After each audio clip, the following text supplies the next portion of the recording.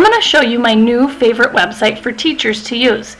It's called Edmodo.com. It's very simple and kids love it. I really feel like it makes your job as a teacher easier as opposed to some other websites that sound easier, but when you go to use them, they really aren't.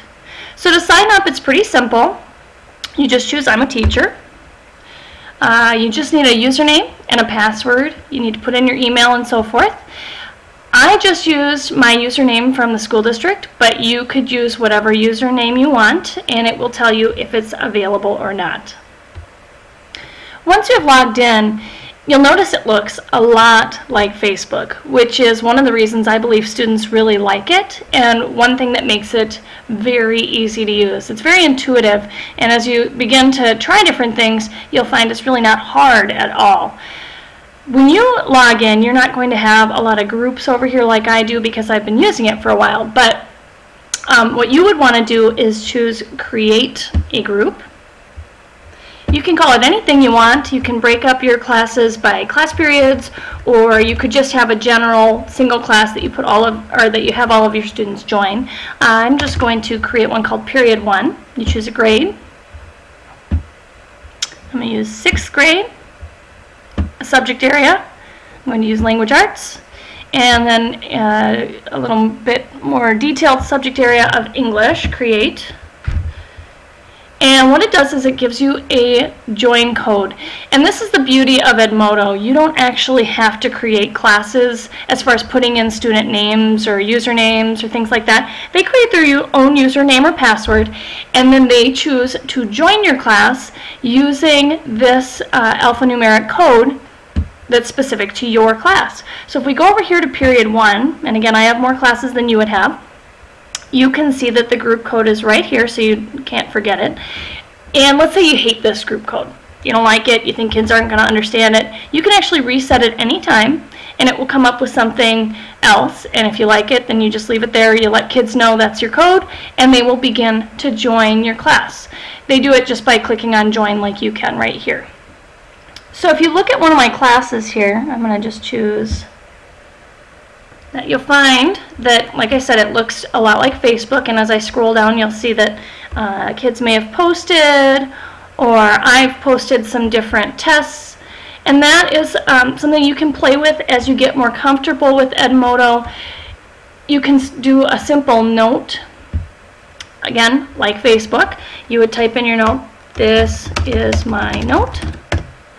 And you can choose who you're going to send it to. Let's say I don't want to send it to my whole class. I can choose individuals. So I'm going to send it to Sam Hill. That's my fake student.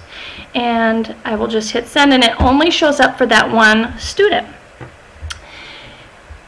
You can also do an alert, which is more like a tweet, because it's a minimum amount of characters, and it looks a little more bold so kids know it's important. You can make assignments. You can post quizzes, which is something I've played with more as 4th quarter has gone on, and I've really learned to love it. And you can also do a poll, which a poll can be just for fun, or you can also use it to gauge understanding based on a lesson and find out what students understand or don't understand. You can also create a library, and you'll know that I've got a library created because, whoops, oh, it's taking me to the library, because I had all those folders on the side, and so that's where I'm storing all of my different things. So as throughout the year as the units wear on. Now this stays here, so I don't have to keep adding things in as we go, but kids can access these. I put PDFs there. You can also do a calendar, which is where you can post deadlines. If you assign a quiz or an assignment, it will automatically show up on the calendar. And kids really like this. They use it a lot. You'll notice I gave a lot of quizzes. I was giving some of these independently, so that's why it looks like that. But most of you won't have anything like that. The bottom line is this is a very simple site, and I do think it's a great way to communicate with other people and to share information. Students eat it up. They ask questions and answer each other instead of emailing me and having to wait for a response for a day or until they see me the next day.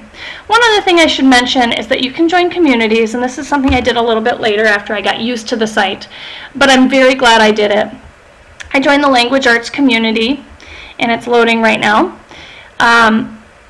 But I found that it's a great way to find some different resources. People will post asking questions, especially with Common Core coming up. There have been a lot of questions about that, and people have been sharing different resources. If they find a really great resource, they'll post it here, and you can tag it, you can save it, or whatever you might want to do. But I find all kinds of resources on here. One resource that I'm looking forward to trying this fall is an online reading log. So I encourage you to check out Edmodo. Do what you can with it. It can be very simple, or you can get pretty complicated. And I hope that this has helped you better understand.